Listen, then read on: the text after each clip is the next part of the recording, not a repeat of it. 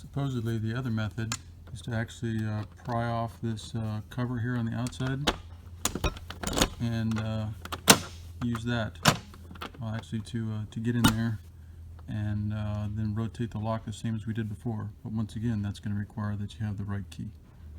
In this case, I went to Peterbilt and they made me a key that fit the serial number for my truck. So we'll try taking a screwdriver and prying this off of here. Maybe easier than taking the entire sleeper door apart.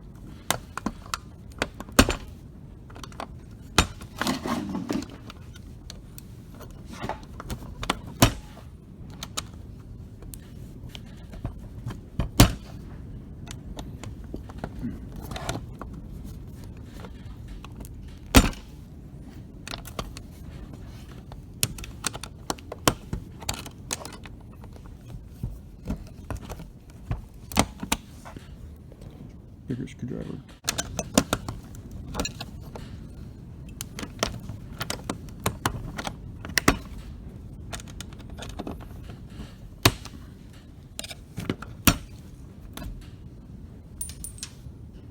Okay, and then it looks like we're gonna have to find something really thin, like a piece of shim stock, to slide in there around the